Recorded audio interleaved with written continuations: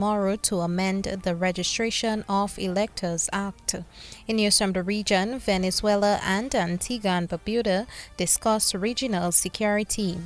And internationally, U.S. Fed Governor Lisa Cook sues Donald Trump over his attempt to fire her. Good evening, I am Leila Langford. Details of the news when we return. It's in the feeling and how we talk. It's in the meaning and our spark. It is the thing that sets us apart. Who we are. Cause the rhythm of life is bumping. Together going strong. No matter what we keep things flowing. Before we will go all in. Our hands up in the sky. Celebrate and come let your rhythm flow. DBS News. Welcome back and welcome to the listeners of Acoustic Worship Radio. The Parliament of Dominica will convene tomorrow to amend the Registration of Electors Act for an extension to commence the voter confirmation process. Prime Minister Roosevelt Skerrit made the announcement at a press conference this afternoon. Mr. Skerrit says the Electoral Commission has requested an extension for the formal process of confirmation of voters to begin on October 15th. On Friday, August 29, 2025, the Governor of Dominica will present to Parliament a bill to amend the Registration of Electors Act. This follows a request from the Electoral Commission for additional time to commence the voter confirmation process. The Commission, in writing to the government on August 21, 2025, indicated that 1st September is not feasible to commence this important exercise and therefore sought an extension. For clarity, SRO number 16 of 2025 declared the period 1st September 2025 to 31st August 2026 as the confirmation period for the registration of electors under the Registration of Electors Act 2025. According to the Commission, an adjustment of the confirmation period is necessary to allow for installation of critical equipment, modifications to the software specifications, amendments to the governing regulations, and the recruitment of employees required for the confirmation process. Mr. Skerrit says the Commission will launch a national media campaign starting September 1 to engage the public in the voter confirmation process. I should stress that I have been advised that equipment required for the confirmation process has been delivered to the electoral office. Confirmation centers have also been identified. The Commission is currently installing the equipment and finalizing staffing arrangements and training. The regulations have been amended and gazetted, and all necessary forms have been printed to facilitate the process. The Commission has advised that the extension will allow for the resolution of outstanding operational challenges, while offering adequate time to engage the public. It will embark on a national media campaign from September 1, 2025, on the confirmation process to ensure that the electorate is well informed and prepared. Accordingly, on Friday, August 29, 2025, that is tomorrow, Parliament will meet to consider and approve the necessary measure to grant the requested extension for the formal process of confirmation of electors to begin on 15th October 2025. Prime Minister Roosevelt Skerrit. Prime Minister Roosevelt Skerrit has announced the appointment of Her Excellency Lauren Barnes Roberts as Dominica's new High Commissioner to the United Kingdom. The announcement was made at a press conference this afternoon. Mr. Skerrit expressed confidence in Roberts' skills to effectively represent Dominica in her role as British High Commissioner. Pleased to announce the appointment of Her Excellency Lauren Barnes Roberts as Dominica's new High Commissioner to the United Kingdom. Mrs. Barnes Roberts brings a wealth of experience and distinguished service to this important diplomatic role. From 2016 to 2022, she served as Dominica's permanent representative to the United Nations in New York, where she represented Dominica's interests at the highest levels of international diplomacy. In that capacity, she was a strong advocate for sustainable development, disaster resilience, and unique challenges of small island developing states. Her ministerial portfolios in community development, culture, gender affairs, information, tourism, industry, and private sector relations further demonstrated her depth of experience in public service and nation building. Against this background, I am confident that Mrs. Bannis Roberts will effectively represent Dominica in London. Her leadership and diplomatic skills will be critical in strengthening Dominica's long-standing relationship with the United Kingdom, advancing our foreign policy priorities, and addressing outstanding issues of importance to both our countries. On behalf of the government and people of Dominica, I extend warm congratulations to Mrs. Bannis Roberts on her new appointment and wish her every success as she assumes this important responsibility. Prime Minister Roosevelt Skerrit. In other news, Minister for National Security, Rayburn Blackmore, says Dominica needs to develop a robust security network and infrastructure to address crime.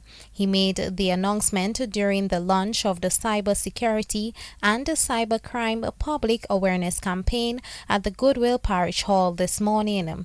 Blackmore emphasized that more than traditional security measures are required to effectively tackle the emergence of new crimes in society. Which is of critical importance is infrastructure to do with investigation. I'm aware of a common approach that has been developed to have units established in the respective member state to be resident within the police forces, drawing from the resources and expertise from various government departments to deal frontally with the crooks and criminals who defraud people. Unless we do that, the public awareness exercise, while good, will be an act in futility. So I want to again end by saying we are living in an era where security is not one-dimensional. It's not only physical or the traditional security that we talk about. Having police stations erected in various communities, having our Coast Guard, having foot patrols, responding to reports of burglary, etc. It goes beyond that. And that is where the whole cybersecurity and crime response becomes very, very critical. So we have to get to a point where we develop a robust security network and infrastructure that is consistent with contemporary times. Minister for National Security, Rayburn Blackmore. The campaign, launched in partnership with CARICOM Impacts and OECS Commission, aims to bolster public understanding of cybersecurity and cybercrime across Dominica, Grenada, St. Lucia, and St. Vincent and the Grenadines. Head of Communication at the OECS Commission, Lovelli Anthony, emphasized the importance of building resilience against emerging risks that could undermine development. This initiative also speaks directly to the strategic priorities of the OECS Commission. By strengthening cybersecurity, we are building resilience against emerging risks that could undermine our development. By supporting digital transformation, we are reinventing our economies, opening new pathways for innovation, competitiveness, and growth. And by ensuring that every citizen, regardless of age, gender, or circumstance, has the awareness and tools to thrive safely in the digital space, we are advancing equity and inclusion across our societies. I wish to commend the government of Dominica for its leadership and to acknowledge our partners, the World Bank and CARICOM Impacts, whose efforts and collaboration have made this campaign possible. The OECS Commission reaffirms our commitment to supporting each member state in advancing cybersecurity and digital resilience. Let us therefore use this campaign as a rallying point to learn, to share, and to act. Head of Communication at the OECS Commission, Lovelli Anthony.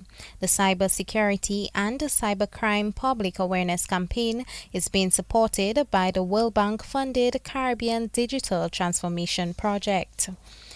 Acting Fire Chief Wayne Later has confirmed that a new ambulance has arrived on the island. The ambulance, which will be stationed in Roseau, is expected to enhance emergency medical services in the area. Later expressed optimism that the ambulance will be fully operational in the near future. A new ambulance, yes, we've heard it announced, and that ambulance is actually in state. No, we don't have it yet. It is on the port. We are in the process of clearing it off and get it into operation as soon as possible, and we have already announced that that ambulance will be stationed at Roseau. Yes, so that's how we are moving with it now. And this ambulance was purchased by the state at a cost of approximately 301,000 EC dollars, and it's coming fully equipped. And persons who know the vehicle that I'm driving, the interior, the upholstery is orange. This ambulance also, the interior will be orange. So we chose the orange interior for this vehicle. So it is on the port right now being cleared, and we are doing all the process in clearing it and then to insure and license it and have it in operation as soon as possible. Acting Fire Chief Wayne Later speaking on the Office of Disaster Management program on DBS Radio. The organizers of the annual poker run in Dominica have described this year's event as a success despite the challenging weather conditions. The event took place on Sunday, August 24th. Reginald Austri, one of the main organizers, says although there were a few cancellations, the attendees showed great support contributing to the event's success. Well, by all reports, both from the organizers of Poker Run and for the patrons, Poker Run 2025 appears to have been successful in spite of the weather. Well, as you know, it's a boating event, it's a marine event. Because the sea was bad, for want of a better term, we had a lot of cancellations and many of our boats were not able to come down. In fact, we couldn't dock at two of our stops. The Mero stop, we couldn't stop, and we couldn't stop at the Teton stop. That's the impact of the weather on the activity. But once we got to Poker City, everything went smoothly. The crowd was there, the music and everything. So we really want to thank the patrons for having braved the weather and to make this year's Poker Run another successful year. Mr. Oshri says there are several aspects that will be reviewed before next year's event. Coming out of that now, we've been talking to our patrons and they've been talking to us. Well, three suggestions being put forward. One, that there should be a change of date for Poker Run to avoid the hurricane season, because at the time of Poker Run, that's when we're approaching the peak of the hurricane season. Two, they're also suggesting that it should be a 2-day event, and we got that from our friends, patrons in particular, who are thinking that they rather come here for a weekend rather than to come down on a Sunday and to head back the Sunday. And thirdly, they're suggesting that the prize money should be broken up. Rather than have one grand prize, we should have like 3 prizes, a first, a second, and a third. We have asked and we appreciate that our patrons are taking a keen interest in Poker Run. It's a growing event, and when we meet for post-mortem, the organizers will deliberate on the 3 suggestions and will take a decision on how we're going to proceed next year. One of the main organizers of Poker Run, Reginald Austri. Local CXC Registrar Magali Celestine says there were mixed results for Dominican students at the 2025 CXC exams. The CXC results for Dominican students were announced this week. In terms of Dominica's overall performance at the 2025 CSEC exams, the following are noteworthy.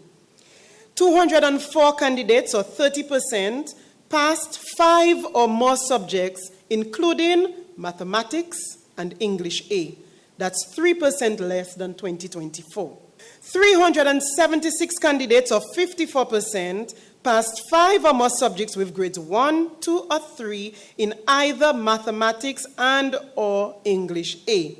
That's 7% less than 2024. 142 candidates, or 21%, passed neither mathematics nor English A, but we are 2% better than 2024.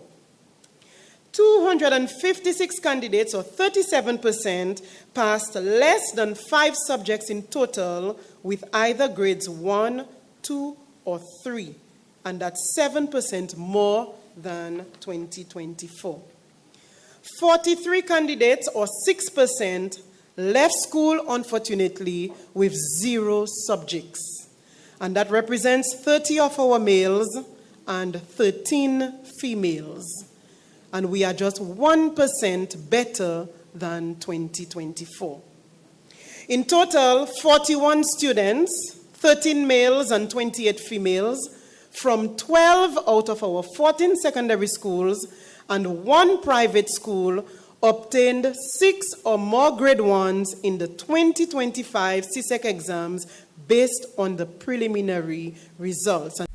Local CXC Registrar Magali Celestine. That's the national focus, regional and international developments up next.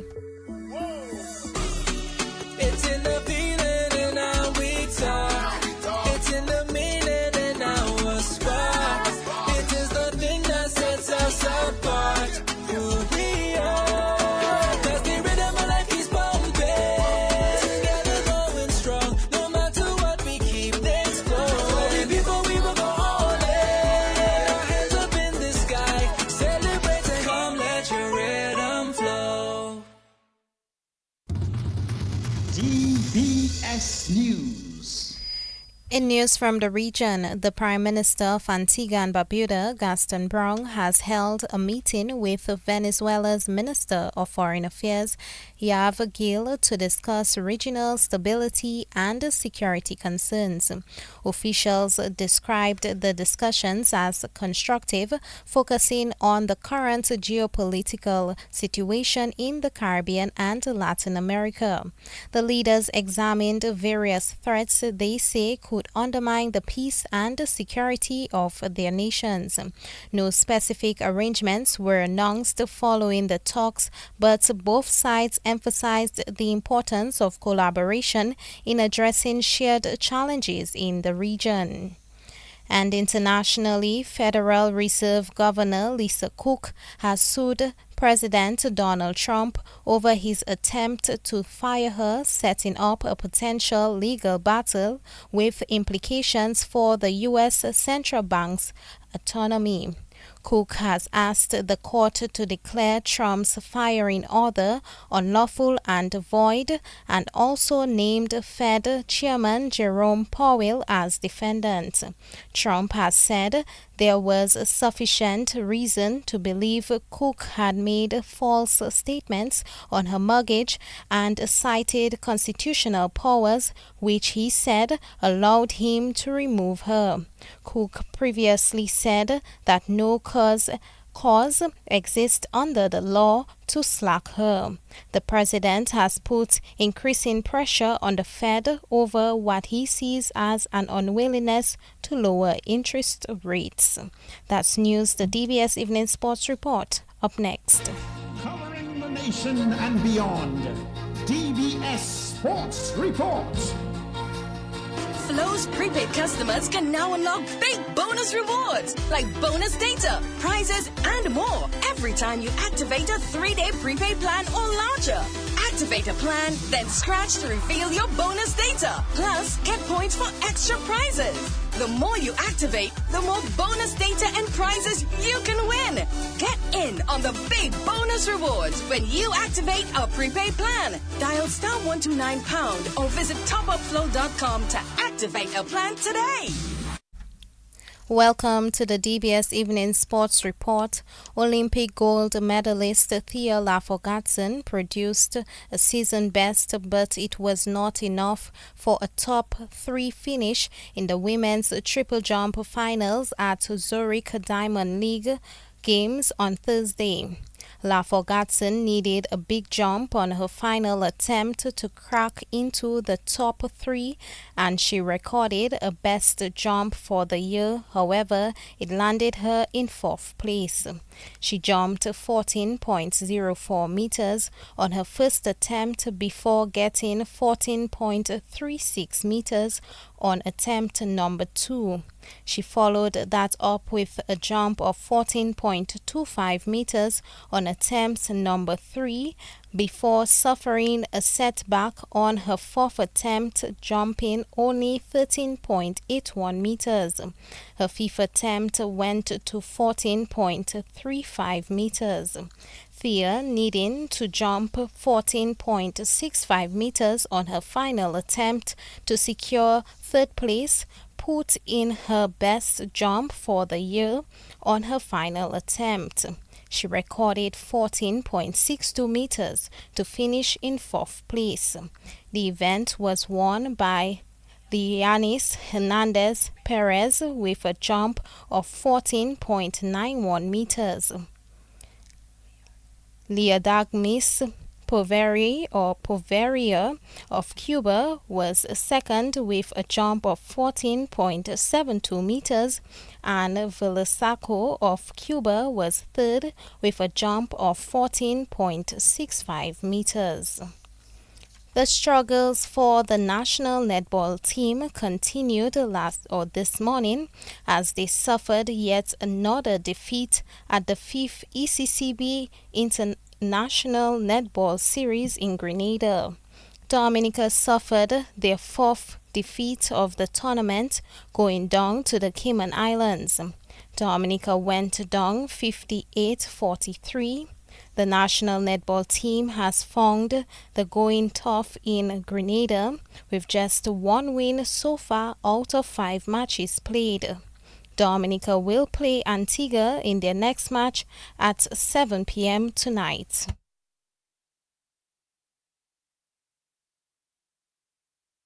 The Dominica Amateur Volleyball Association is hosting the Blue Waters Lord of the Sands Beach Volleyball Tournament this weekend. The competition is set for Sunday at the Mero Beach. PRO of the Dominica Volleyball Association is Sydney John. We have again partnered with Fine Foods Inc.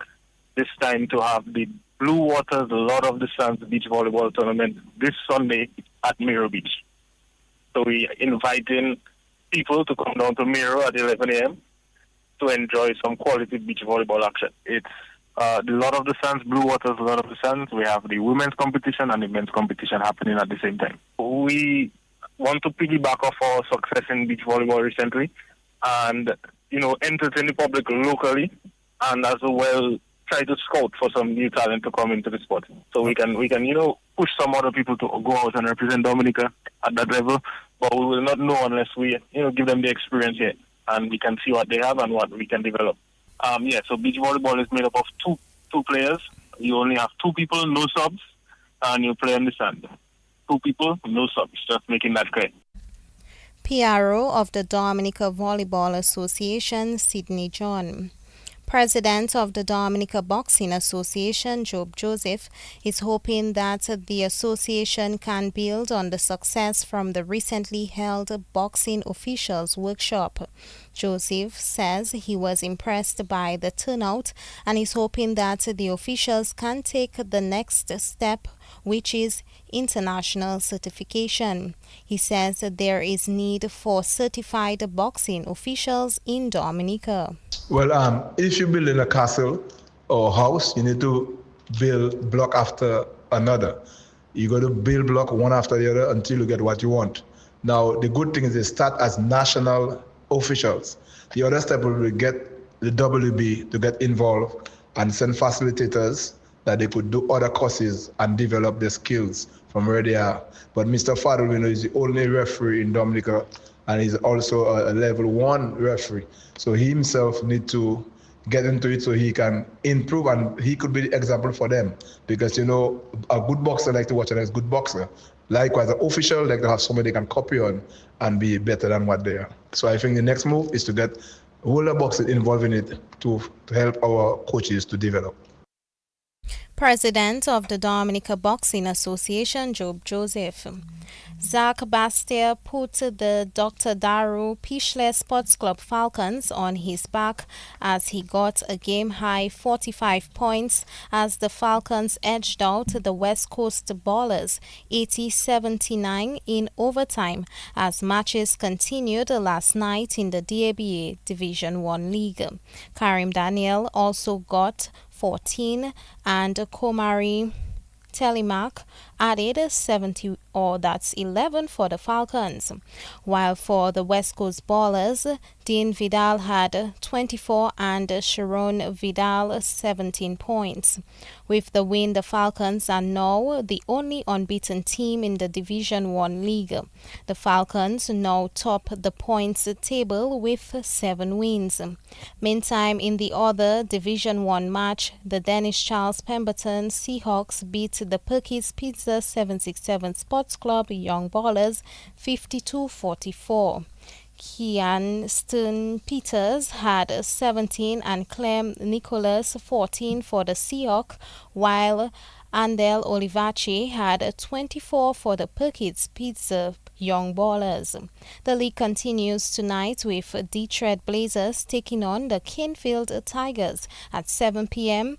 and Sports Club, or that's Police Sports Club, playing the Happy 767 Sports Club Dominators at 9 p.m. Trinbago Knight Riders captain Nicholas Puran says it is good to finally get past the Antigua and Barbuda Falcons.